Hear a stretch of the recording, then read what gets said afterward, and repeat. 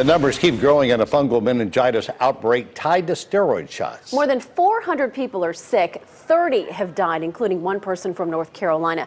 This is not the first outbreak like this. In this WRAL investigation, Kelsey Carlson found pharmacies fall under state inspection, and some say the FDA needs to do more.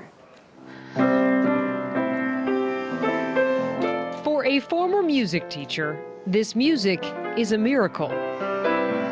Even if it lasts just a few minutes before the pain sets in. Ginny Roush is the miracle. If they had done what they had said they were going to do when I had it, this would have never happened. But at the moment, she is a one-woman mission to hold the FDA accountable for another case of tainted medicine. Ginny, did you think you were going to die? I did. I did. This is Ginny at her home in Rayford back in 2002. You know, you just go in for a normal routine procedure, and your whole life changes. It took 6 months to walk without that cane. And I think every person in Rayford was praying for me. She survived fungal meningitis traced to contaminated steroid shots for back pain. Those shots were blamed for the deaths of 2 other North Carolinians. The pain is excruciating in your back and your legs. I could hardly breathe at times. She is just like the 300-plus people nationwide who have those symptoms right now for the same reason. More than 24 have died in the current outbreak tied to steroid shots. When I heard what was happening with all these people, I just could not believe that this had happened because, yeah, it's cleanliness. Ginny's case was tied to a South Carolina compounding pharmacy. The current outbreak is tied to a Massachusetts company. In both cases, the shots came from compounding pharmacies. Here's an easy way to understand compounding. It's a special order for an existing drug, say for a patient with an allergy. It's kind of like going to a restaurant and ordering a sandwich without cheese. Experts say the special order is not the problem. It's the companies that start mass producing that special order and then selling them to the public. That's no longer a special order for one patient. How does that happen? It's hard not to attribute some of this, or perhaps all of this, to greed, simple greed. Jay Campbell is the executive director of the North Carolina Board of Pharmacy, which inspects pharmacies. The issue is, where is the line between legitimate compounding pharmacy and full-blown manufacturing? He says these big compounding companies can sell drugs for less.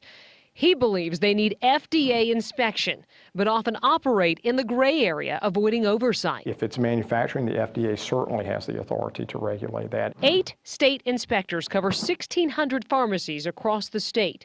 40 to 50 may specialize in compounding. At that rate, it can take 2 to 3 years to do routine visits for each. And Campbell actually says North Carolina has more resources than most. Do you know if any of those have reached the manufacturing level? None that I'm aware of. There are no meningitis outbreaks tied to North Carolina pharmacies on record.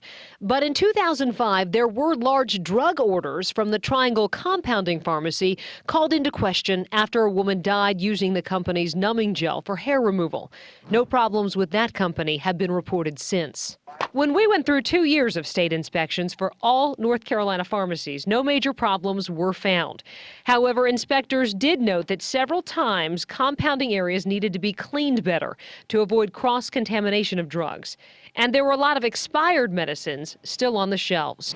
FDA inspectors also struggle with resources for routine inspections. In 2008, pre-filled syringes of saline from an Anger company under FDA inspection were linked to a bacterial infection outbreak that killed 5 people.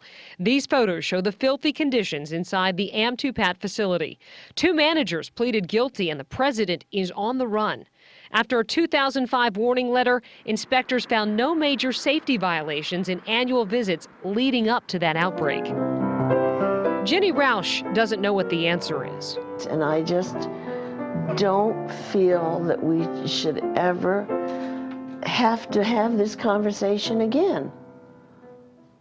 To me, it's ridiculous. It's absolutely ridiculous. But she says she never wants to see another case like hers happen again. When we're killing our own people in the United States from filth. Kelsey Carlson, WRAL News. The head of the FDA will testify before Congress later this month at its first hearing on the outbreak.